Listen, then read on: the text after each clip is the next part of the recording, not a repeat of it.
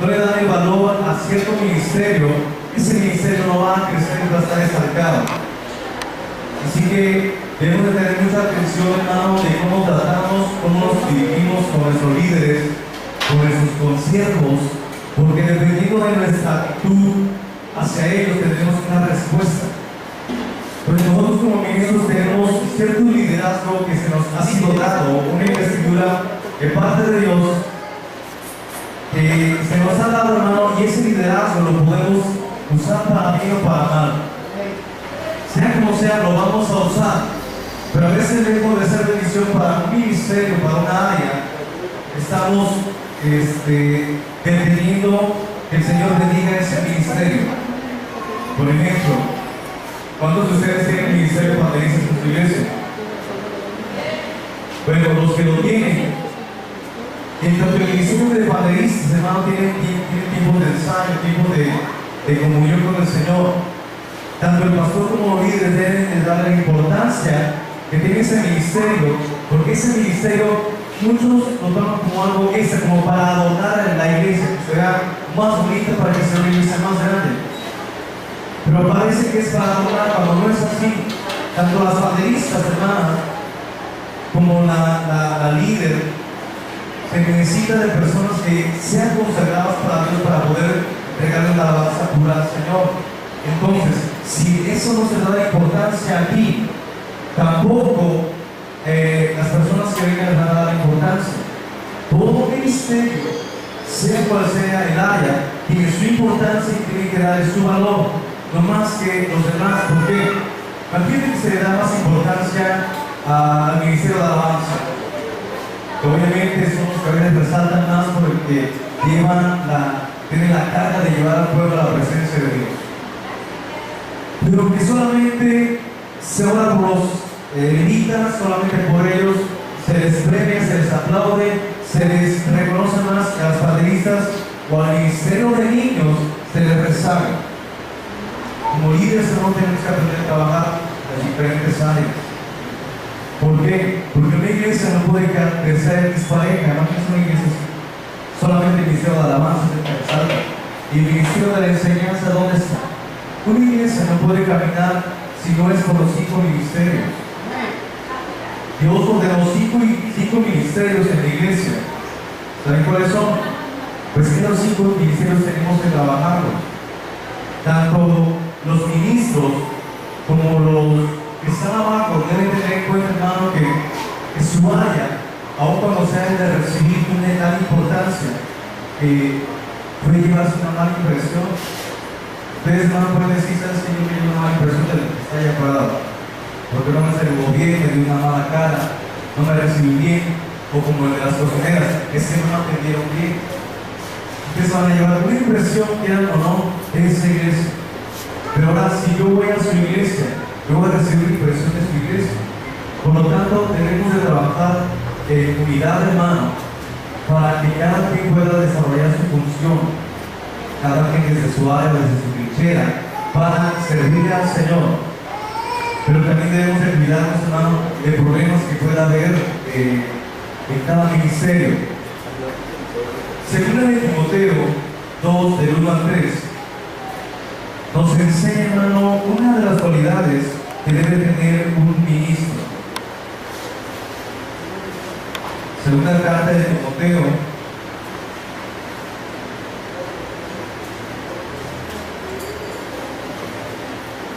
capítulo 2.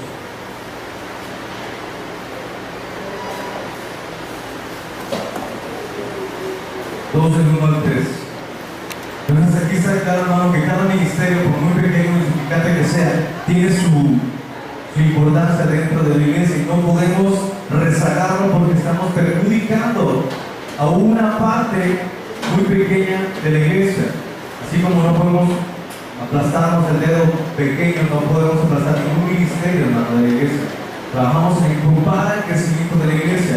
Según Timoteo 2, 1 dice: tu hijo mío, esfuérzate en la gracia que es en Cristo Jesús. Lo que has oído de mí ante muchos testigos, eso encarga a hombres fieles que sean idóneos para enseñar también a otros. Tú pues, sufre penalidades como buen soldado de Jesucristo. Pablo está dándole el ejemplo, está diciendo, mira Timoteo, lo que yo te he enseñado, lo que tú has visto de mí, si yo en verdad he sido ejemplo para ti, si te gusta cómo enseño, como predica, bueno, ahora toma ese ejemplo, pero ahora sé tú el ejemplo, pero además pasa la estafeta, que otros puedan tener la capacidad de poder enseñar. Es decir, no permitas que tus ministerios, no sé si había esos ministerios en la iglesia, pero sin duda Timoteo era un pastor. Y así como tú y yo somos hermanos en Cristo, somos consiervos unos de los otros, Pablo le está diciendo a Timoteo, mira, encárgate de todo eso, en orden la iglesia. Así que si tú has visto ejemplo en mí, que enseña a otros, que todos sus ministerios trabajen y que sean ejemplo. Y si ese ministerio ya lo están desarrollando, permite que pasen otros a liderar, que trabajen. No permitas que tu ministerio quede rezagado, sino que todos crezcan. Si alguien predica, está bien, pero no solamente sea él que predique, permite que otros lo hagan. Porque eso, hermano, lo aprendió Moisés también. Moisés estaba toda la mañana recibiendo a miles de cristianos en su iglesia, en su congregación, en su oficina, y se pasaba todo el día en la oficina Moisés.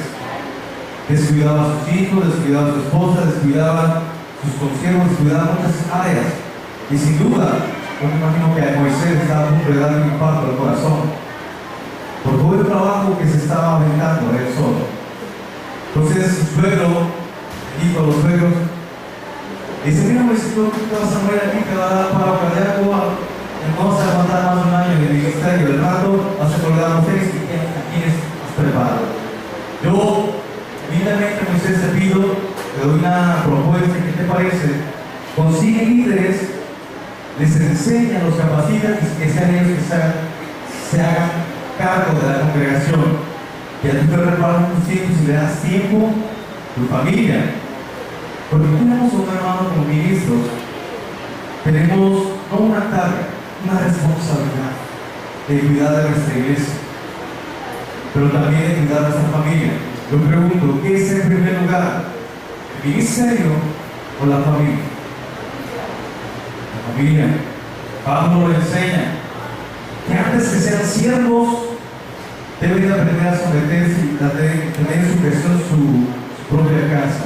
Por lo tanto, como ministros debemos cuidar eso, no tener un balance. ¿Cómo estamos llevando las cosas? ¿Damos más prioridad al ministerio, a las cosas? ¿O lo balanceamos también con la atención a la familia? Eso son detalles que se nos pueden pasar, pero que pueden echar abajo nuestro ministerio, nuestro trabajo. Tanto esfuerzo que hayamos hecho para cargar a nuestros hijos antes de las drogas y seamos de mal testimonio, no solamente ellos, nosotros. Porque por causa de no haber atendido lo que nosotros se nos fue dado como responsabilidad. Una de las cosas, de los problemas que puede haber, hermano, es el poder. El poder, hermano, puede ser de dos formas. El poder en base a un cargo o una posición que tenga alguien que tenga un cargo tiene cierto poder, cierta autoridad. Al líder de panderistas, como la maestra de escuela dominical, como el director de escuela dominical, como el de mujeres, como el del área de aseo, todos tienen cierta responsabilidad. Tienen autoridad y tienen personas a su responsabilidad. Ellos entregan cuentas, como tú y yo vamos a dar cuentas por los que están a nuestro cargo. Ahora, ese poder, hermano, puede ser mal utilizado, como también puede ser mal utilizado el poder personal. Puede, hermano, que en tu iglesia haya un hermano que no sea líder, no sea ni nada de la alabanza, pero sin embargo tú te das cuenta que es el que trae a todos los muchachos al tiro, los lleva para acá de líder, los lleva a las albercas, etcétera, etcétera. Siempre los trae movidos, porque puede que no se le haya dado un cargo, pero sin embargo, cuando hay necesidad, siempre resulta alguien que sale adelante. ¿Sí me explico, hermanos? Cuando hay una necesidad, siempre hay uno que resalta para poder servir. Pero a veces, hermano, el hecho de que tengan esa influencia, resulta que puede que haya entre los mismos jóvenes o adultos que tengan esa empatía con los jóvenes. No los anunciamos, sino que se le acercan, solitos. Quizás por cómo hablan, cómo son, cómo se comportan, porque les invitan un refresco, etc. Su empatía nos lleva a tener influencia en esa área o en cualquier área. Pero resulta, hermano, que esa autoridad que tiene por el hecho de influenciar, esa influencia puede ser para bien o para mal. En tu iglesia yo sé que lo hay porque aquí lo ha habido también. Personas, hermano, que no tienen cargo, pero sin embargo, ¿cómo estorban la iglesia? Se les invita a algo y no van todos porque esa nada más dijo que no. A esa no vayas, es que se inventa cosas y es la que siempre se opone al ministerio. Tiene cierto liderazgo por su empatía o por su facilidad de hablar. Resulta que eso, hermano, tiene que ser un poder que viene a estorbar la iglesia y a tu ministerio. El poder, te repito, puede ser por posición o cargo o puede ser por influencia personal. Pero tú y yo, hermano, debemos estar alerta aquí. ¿Quién es el que se encarga de llevar y traer información? Y se encarga de mover las cosas. Tú te das cuenta, hermano, quién es por medio de quién que llega la información. Chismes, buenas noticias. Hay que saber, hermano, reconocer este tipo de personas. Pero aún tú y yo, hermano, debemos de saber utilizar la autoridad que tú y yo tenemos. No podemos llegar y decir, ¿sabes qué, hermano? Por favor, hazme esto. O cuando decimos, por favor, puede que lo estemos haciendo como por el hecho de que somos algo en la iglesia. Recuerda, hermano, que el hecho de ser líderes es ser siervos, pero también hay que pedir las cosas con humildad. No hacer uso del poder o el título que yo tengo, sino más bien pedirlo por más salud y plaza, echar a cada fruto del Espíritu y no hacer un abuso de autoridad, manipular psicológicamente a las personas o tampoco subestimar a las personas. No, hermano, no tenemos que hacer eso. Uno a veces subestima a las personas porque es que tú no puedes, ahora busca que alguien lo haga. Si esa persona quiere hacerlo, hermano, ponle algo para que lo desarrolle. Si se da cuenta que no puede, que salga de esa persona. Pero que no corra por nuestra cuenta, hermano, que después digan, es que él nunca me dejó. Por eso no fui a otra iglesia. Obviamente ya es otro cuento. Pero sin embargo, que no sea por nuestra culpa, hermano, que no se levanten a líderes. O incluso amenazando. ¿Qué dice Juan 13, del 12 al 15? Leo. Así que después que Jesús lavó los pies, tomó su manto, volvió a la mesa y le dijo, ¿sabéis lo que os he hecho vosotros que llamáis maestros y Señor? Y dice a qué, porque sí lo soy. Pues si yo, el Señor y Maestro, he lavado los pies, ustedes también deben lavarse los pies los unos a los otros. Hemos sido llamados a servir, pero también a apoyarnos en cada ministerio. Servir a los demás, siendo un apoyo a los demás. La cita fue Juan 13, 12, 15. El segundo problema que puede haber después del poder es el yo, el famoso ego. Es otra de las grandes tentaciones en el liderazgo y es el deseo de ser reconocidos por los demás. ¿Qué ha pasado, hermano, que en tu iglesia puede haber hermanos que dicen, hermano, yo hago esto, yo hago aquello? Pero lo hacen con doble intención. Una, para que el pastor diga, es que le está echando ganas, propágalo para un cargo. Muchos hermanos buscan tener un cargo, nada más por eso. Sueñan, anhelan que le digan, pastor, le digan, maestro, siervo. Todavía más, cuando ahorita que está de moda el apostolín, le digan, apóstol. Muchos anhelan, hermano, y sueñan con eso, que casi se les va de pertenencia libre. Entonces uno los hace por el hecho de querer ser reconocidos, pero sin embargo hay los otros, hermanos, que sirven, apoyan, están temprano, no son los primeros que llegan, los últimos que se van, pero somos quienes dicen, ¿sabes, hermano? No me pongan ningún cargo, yo lo hago. yo no hago, no me pongan ningún cargo o título, yo lo voy a hacer. Esos son hermanos que en verdad merecen ser reconocidos.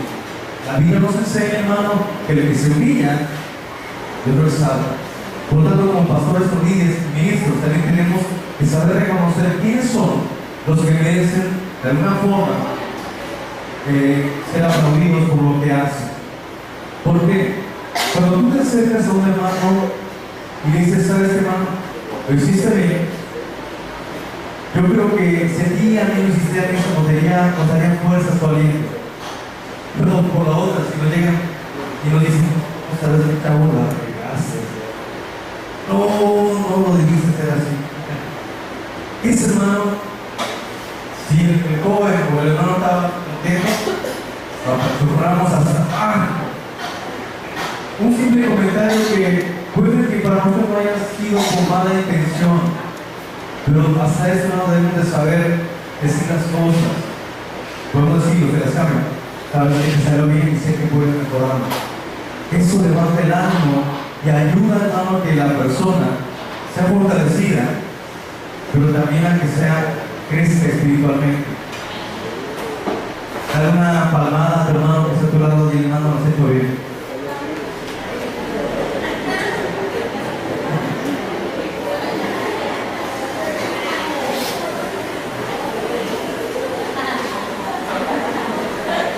Segunda de Corintios 2, del 3 al 4 dice: y tal confianza tenemos mediante Cristo para con Dios, que no seamos competentes por nosotros mismos para pensar algo como de nosotros mismos, sino que nuestra competencia proviene de Dios.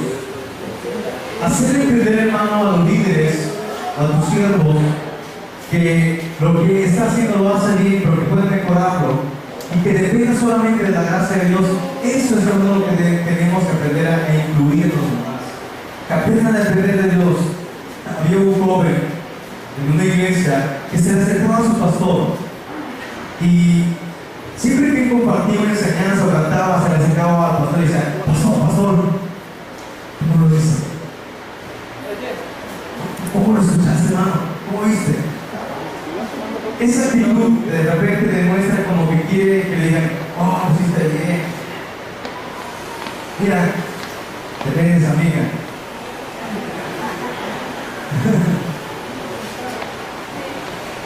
Y a veces, estos jóvenes pueden ver, hermano, que buscan ser reconocidos, pero aún así, hermano, debe haber una instrucción. Recuerden que una disciplina puede ser también una instrucción. Disciplinar a los jóvenes significa instruirles o enseñarles cómo se hacen las cosas. Amén. Entonces debemos de aprender a recompensar a los demás también por sus méritos. Hermano, el hermano que lleva tiempo trabajando y nunca se le ha reconocido, reconócelo. Reconócelo, hermano. Una palmada, un abrazo, una palabra de ánimo. No estoy diciendo que lo pongas hasta acá arriba. Tampoco, hermano. Poner en el lugar que Dios lo ha puesto, para que su autoestima no esté ni muy arriba y tampoco por los suelos. ¿Ven? Debemos aprender a seguir el ejemplo de Jesús. Jesús dijo: gloria no de los hombres, no recibo. Pero sin embargo, hermano, no estamos dándole la gloria a los hombres cuando tú reconoces a alguien. Sencillamente le está enseñando a reconocer de quién va a depender. Ven, vamos a depender de Dios. Otro problema es la duda. La duda, hermano, puede ser un estorbo para muchos y es una de las causas más frecuentes por las que muchas personas se pierden. Cuando una persona duda de tu ministerio, no porque no le guste, sencillamente porque tú y yo podemos hacer dudar a las personas en cuanto a que si yo no camino en integridad, no estoy diciendo bien las cosas, que estoy predicando algo, y en mi casa o en otro lugar me estoy comportando diferente, estoy dando lugar a que el enemigo agarre ventaja y que yo ya no sea original. ¿Has comprado algo que sea pirata?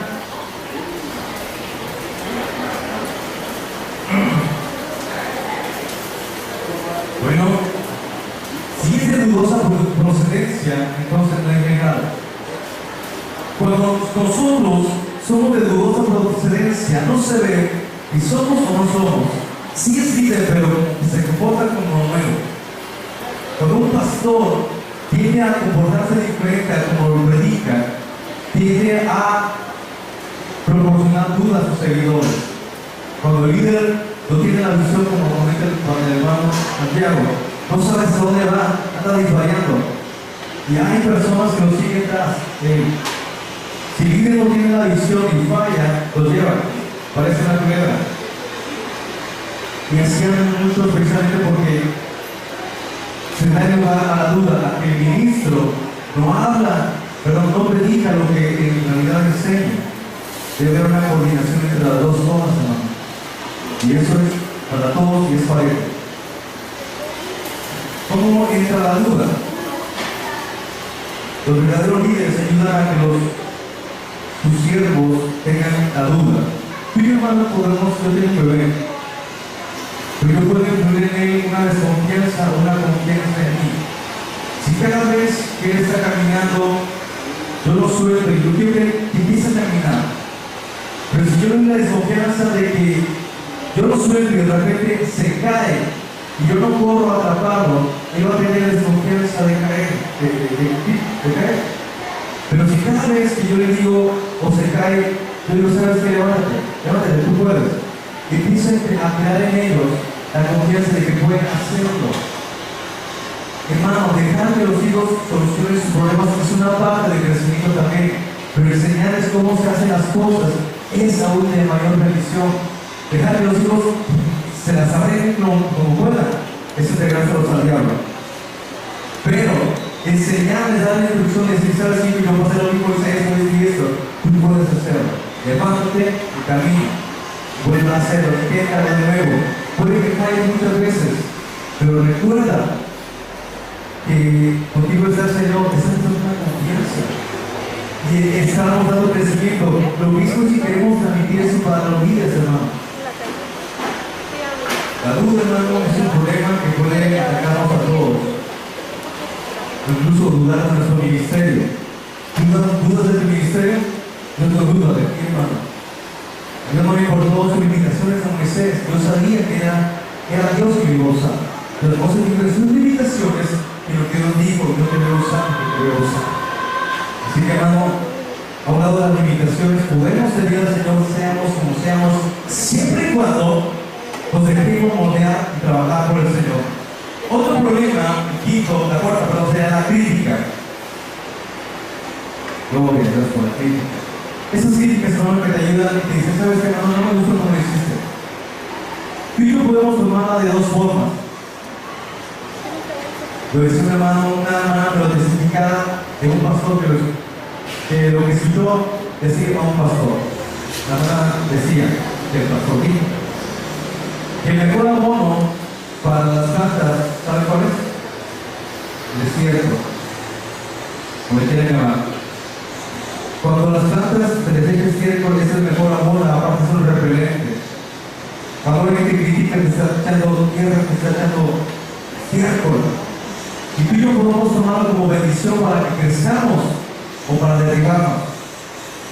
Esa crítica no puede servir para que modifiquemos nuestra forma de hacer las cosas y perfeccionar lo que estamos haciendo para mejorar. Si a mí me falta algo, hermano, y yo no sé cuáles son mis errores, ya alguien me los dice, hermano, o me aviento a llorar como niño, o me paro en la vez y yo está bien, lo voy a reconocer, voy a sobrepasar todo esto, voy a vencer todo esto, y la crítica la voy a tomar para mi crecimiento. ¿Cómo lo queremos hacer, hermano? Para bendición, para crecimiento nuestro, o para destrucción nuestra. Cuando la crítica, digo que puede ser para esas dos cosas, puede servir para bien o para mal, pero de ti y de mí depende que lo tomamos para bien. Pero si alguien, hermano, te decía por ahí, si alguien te dice que tienes una prueba de camello, no hagas caso, tómalo de rojo.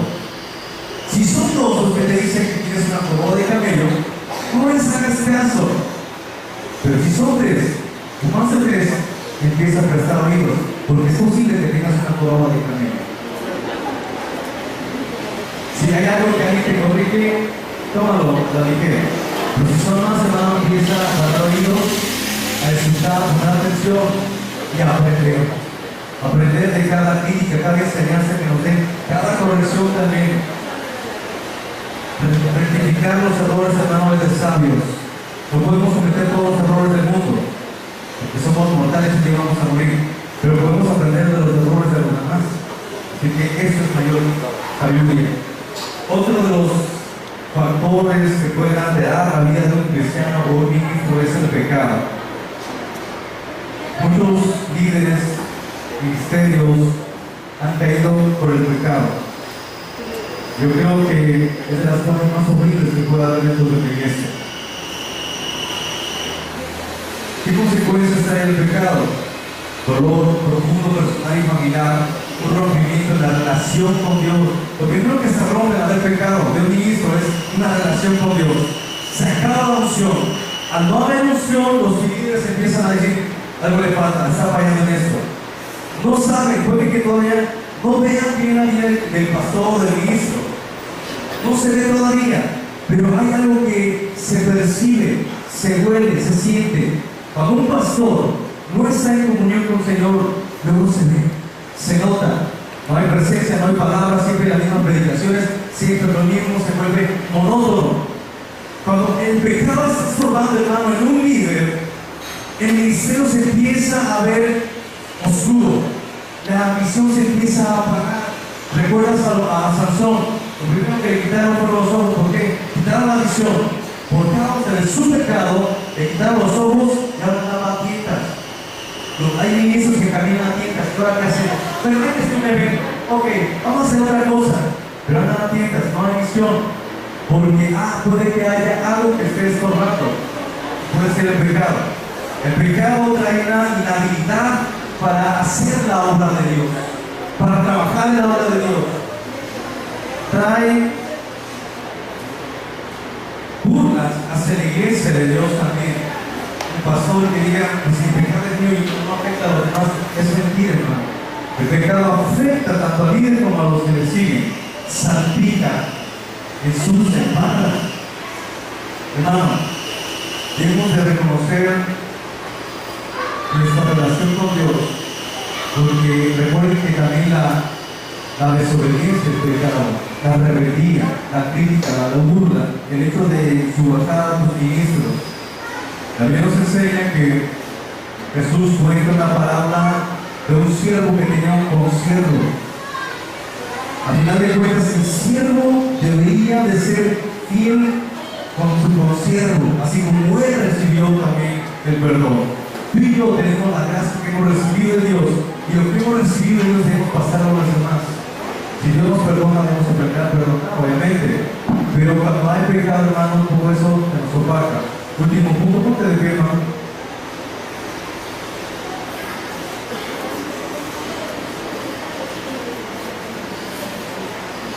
¿Cómo soportar la tentación? Tal vez ya lo sepas, pero quiero recalcártelo. Uno, amemos la palabra de Dios con tu vida arriba.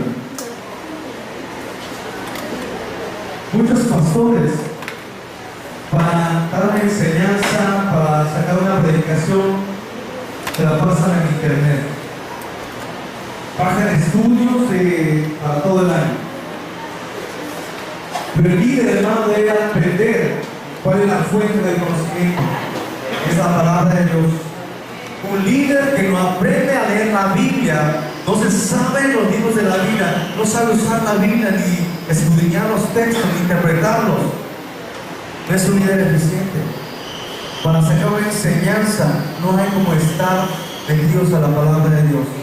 ¿Por qué? Porque las peores doctrinas que salen, se inventan, salen de la iglesia cristiana evangélica, los pentecosteses. De ahí han salido muchas religiones.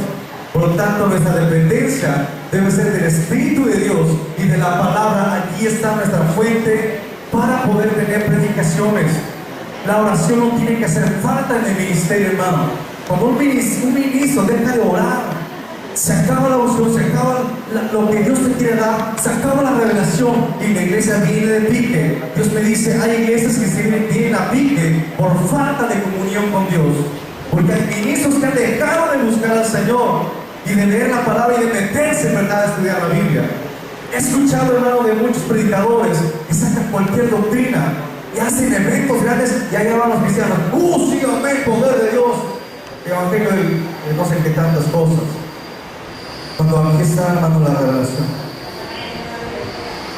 Segundo, seamos personas honestas, personas fieles con lo que decimos. Reconocer cuándo es que fallamos o ofendemos a una persona. Cuando un siervo aprende a pedir perdón, ha aprendido del Espíritu Santo, porque es Dios quien nos da el perdón. Un siervo que sabe reconocer sus errores, ha aprendido bien del Maestro, de Jesús. Sé fiel en lo que hablas, en lo que dices a tus consiervos. 3. Mantengamos una vida devocional constante, diario, hermano, diario.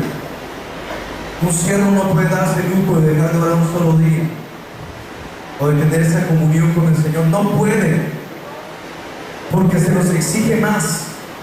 A los que tienen algún cargo en la iglesia se les exige más, y a los que apoyan, ¿saben por qué? Porque al que más se le da, más se le exige. Palabra de Dios. Si tú tienes un cargo, se te exige más. ¿Por qué? Porque tenemos que dar mayor cuenta. ¿Por qué? Porque sencillamente Dios nos ha confiado. Si Dios te ha confiado algo, hermano, tenemos que ser fieles. Así como Moisés dice la palabra que Moisés fue fiel en la casa de Dios. 4. Hagamos el propósito de resistir a Satanás y de no ceder a las tentaciones. Hoy hacemos un pacto con Dios de no volver atrás, no retroceder ningún instante ni una milésima, al contrario, combatir al enemigo juntos, unidos. Por eso, hermanos, se les ha convocado ministros de esta iglesia que se han agregado a la asociación, con los cuales estamos tratando de trabajar. Esta iglesia va a crecer, el movimiento va a crecer, hermano, pero tenemos que trabajar en equipo y una sola visión. La visión es rescatar a las almas del mundo, llevarlas a tener la comunión con el Señor, que conozcan y tengan un encuentro con el Señor, que crezcan en el Evangelio, que sean impulsadas a crecer, a tener comunión entre los otros, pero también a crear más discípulos. Esa es la visión. Pasa, transfiere, hermano.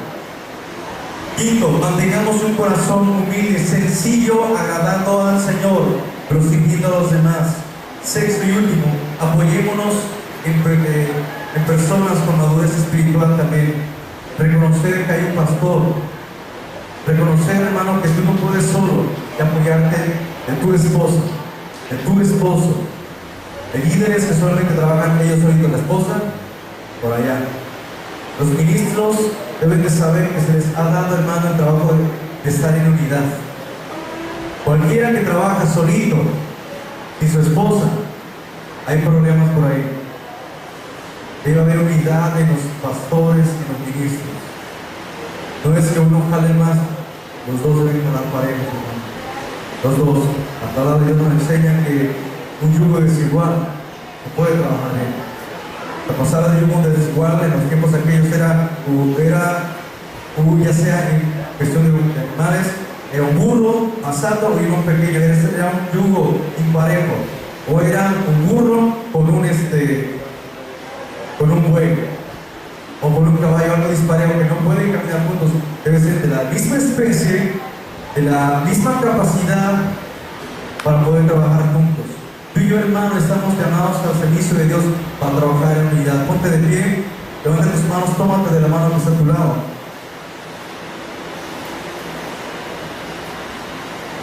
Y hoy declaramos que vamos a trabajar en unidad. Vamos a trabajar para servir y agradar al único Dios que nos ha llamado a servir. No somos llamados a trabajar solitos, sino a trabajar en equipo.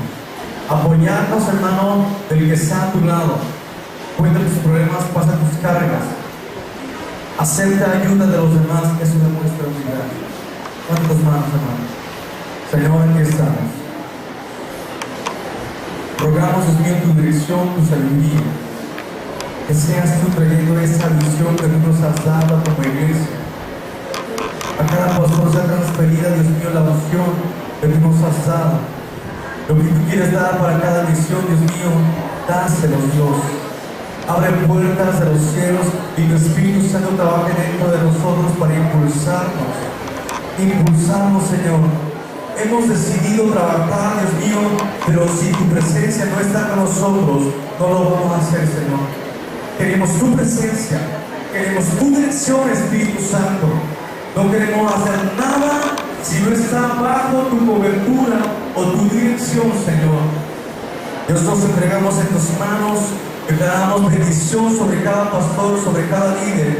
Y reconozco, Dios mío, que hay más a quienes tú vas a levantar mejores que nosotros, porque a ti te ha placido, Señor, manifestarse en las bocas de los niños. Que a ti sea toda la gloria de Dios. En el nombre de Jesús. Amén. Amén. Un poquito por Dios, Señor.